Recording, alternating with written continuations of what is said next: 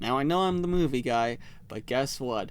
I have a Nintendo Switch, I have an Xbox One, and I have an Xbox 360. Two of those things don't even matter because I got them too recently to matter for this video, but I have played games. And I've played exactly 11 new games this year, which is a lot more than the one I thought I played this year. So I'm making an entire list from the very worst of the worst to the very best of the best. This was originally going to be structured like my video that is probably coming out at the exact same time as this, which would be the best movies and worst movies of 2025, but I simply did not play enough games to do it, so I'm just doing all of them a straight down line. So first, what's the number one worst movie? Not movie, God, it's games. The number one worst game I've played in 2025, it would have to be Dragon Ball Squadra 4, or whatever this game is called, because, spoiler alert, I am not a Dragon Ball fan at all, and I am definitely not a fan of this type of game. I only played it because I have, basically all of my friends love Dragon Ball, and I just don't. I find it boring. I don't like it at all. It's annoying. But the game, I don't like playing it. I mean, I like playing it with my friends, but nope, I don't like the game at all. That's the worst game I played this year. Second worst game I played this year, and it's really hard to say this one. It's near and dear to my heart. It's Godzilla X Kong Titan Chasers. I mean, I made so much friends playing this game, but at the end of the day, it is just a generic mobile game. There's not really nothing special except Godzilla being in it, and they did not expect it to be as popular as it was when it started, so they weren't prepared for it being that popular or having enough content to sustain the game. So yeah, also the bad dragons are the most annoying people in this game. They have hit my base so many times. They drove off Dangerville. It is just... I will nuke them in the game, of course, not in real life, but I will nuke them. Okay. The third worst game of the year, and I do mean bad. I still believe this is a bad game. I don't care what any of you say, and I don't care how many of you come after me for this. The third worst game of the year is, drumroll please, Mario Kart World. Why is this bad? Because it is worse in every way to Mario Kart 8. I don't see a single reason why I should play the new one instead of playing Mario Kart 8. Yes, there's a lot more characters, but it's just a bunch of nothing characters. Oh, did they give Donkey Kong a cool costume? I don't really care about that. Oh, you can do free roaming. It's a racing game. Why do I want to free roam? The only single thing I care about this game, the only thing this has over Mario Kart 8 is that you can just go drive from one track to another non-stop, and that's it. Mario Kart 8 is a better game in every single way, and that's coming from someone who doesn't even like playing racing games. So take that as you will. Now, what is the next game? It's something between bad and good. It just felt, I played it, I didn't play for that long because I don't own a Switch 2, but it just felt like, no, it wasn't that fun to me. Like, I guess it was kind of fun. It's like, I don't really like platformers too much. I loved Mario Kart Odyssey, and Bonanza was made by those same people, and it's just like an game to me. I mean, I know it was nominated for Game of the Year. I will never forgive Obscure Expedition 33 for taking all those wins, especially the one away from... Yeah, that got bleeped out because it's later in this list. But Bonanza is just... It's a fine game, I guess. It's okay. That's my only opinion on the game. It's nothing special. But now we get to my list of 7 good games, which we're just going down through all of them. It doesn't matter, but all these games I really like. And number 7... would be the game where I can be Walter White, but instead just want to murder people. And that's right, it's Schedule 1, the game where you just make drugs, but I'm just trying to get a gun to start murdering people. Why? Because that's how I play games. But it's really impressive, like, how small of a team, actually I think it might only be one guy, I'm not 100% sure, but I know it's definitely a small team to one single guy making it, and how popular the game got, and how fun it actually is. Who knew drugs could be a good activity? Do drugs. So then the next one, good game, going up better than Schedule 1, better than all the ones I've already said, is Sonic Cross Worlds. Literally the only racing game I've only played by myself. Not only, I swear I have friends, I swear. But yeah, Sonic Cross Worlds is a very fun game. I think it's better than Mario Kart 8.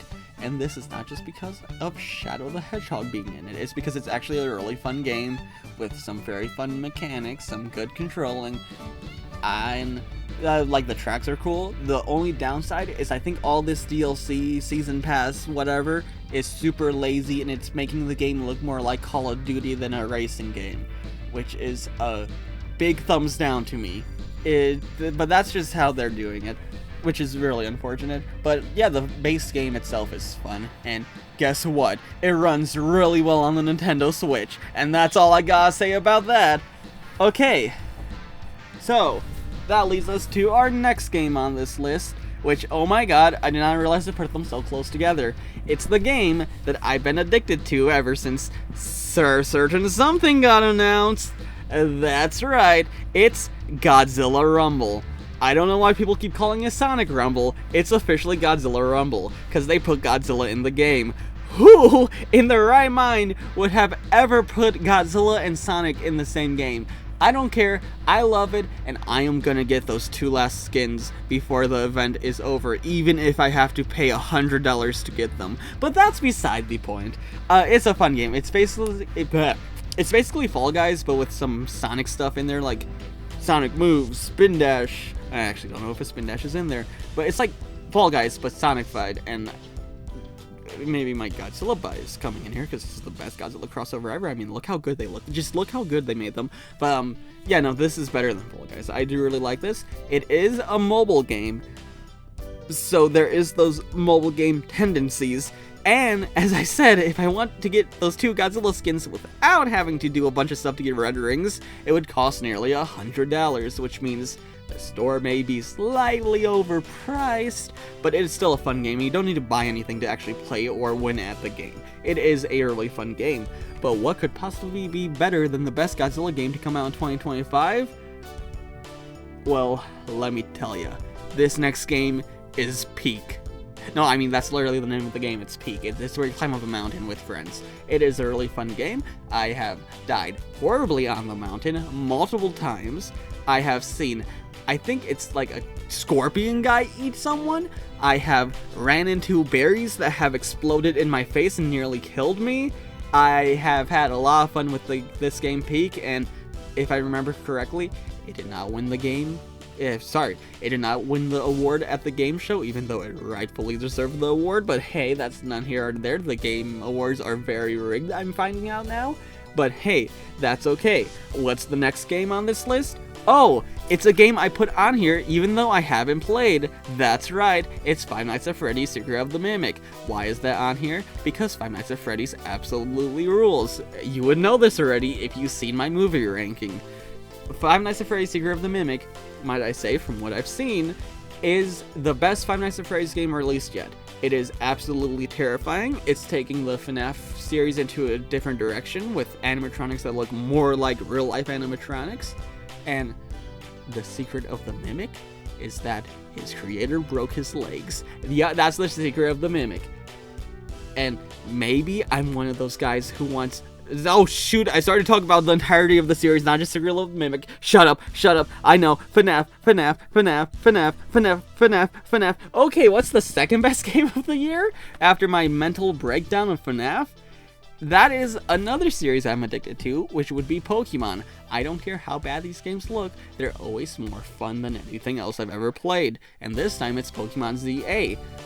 Maybe, just maybe, all of the buildings are just PNGs, just flat pictures. Maybe they are repeating pictures too. Maybe the city looks super dull. Maybe the city is also kinda small. And hey, maybe, just maybe, this was made on pennies too, at least in the Pokemon game budget-wise. But this is a very fun game. I love this game so much. I've played over 75 hours of it so far, and let me tell you, every single time I get a Pokemon game, that thing will go over to 100 hours, and this one is getting really close. But ZA is just generally fun. I've played other games that are like RPGs like Pokemon. None of them have the same thing that makes Pokemon so fun to me. I could not even tell you what makes Pokemon so fun. It's just really fun. And ZA might be my favorite game. I know, the textures on the wall are literally just PNGs. It's just paper. Everything's made out of paper. There's no texture. You can even see the pixels if you walk up close. But what they did do was add in a new battle mechanic where it's like in the anime where you're battling in real time. You tell your Pokemon to dodge, you tell your Pokemon to hit that other one. It's so much better than the turn-based stuff they've been doing, and I'm gonna be so sad when the next Pokemon game comes out and it's gonna go back to the turn-based. It's not gonna be like in ZA, because ZA is the best it's done. And also Mega Evolution is back, and I think I'm getting too much into this talking about ZA. And at one point I was gonna make an entire video about it because I had that much to say. Okay, number one game of the year. It's one that should have been nominated for Game of the Year. Should have won in the 2 categories it was in, but didn't, and it didn't, and it didn't! Which would be the game Dispatch. Why do I like this game so much? It's a Telltale game. What's a Telltale game? It's basically a movie. And what do I like doing? I just love movies, and this game is basically just a choose-your-own-adventure movie, and I love movies.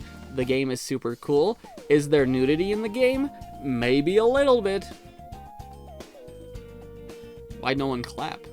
But it is a very good story. It is a superhero story, and I must say, by doing Iron Man again, they really succeeded with doing just Iron Man again. I'm not sure how they did that. Actually, you can see how they did that. It went from being a live-action show to COVID to becoming a video game, and it went through so many hurdles, and it was extremely successful. And my tiny little laptop that can barely run anything because it's really good except for its graphics card actually was able to run Dispatch, and I was actually able to play it, which made me very happy because there was 2 games that I've been excited for that are coming out. One was Dispatch, which I got to play the week the last episode came out, and the other one is Gecko Gods, I think it's called. It's not out yet, that doesn't matter. But those were the 2 games I was most excited for playing, which you can, maybe by that you can tell how I am not that big into games. But I got to play one of them, and it blew my expectations out the window. But yeah, that's the top 11 games. That's all the games I played this year, all the new games. Pretty good year for games. But how would I know that when I played these games and not Silk Song, Expedition 33, Death Stranding 2, etc., etc., etc.? Who knows? Happy New Year's. Maybe next year they'll actually make another Godzilla game. Please make another Godzilla game, please.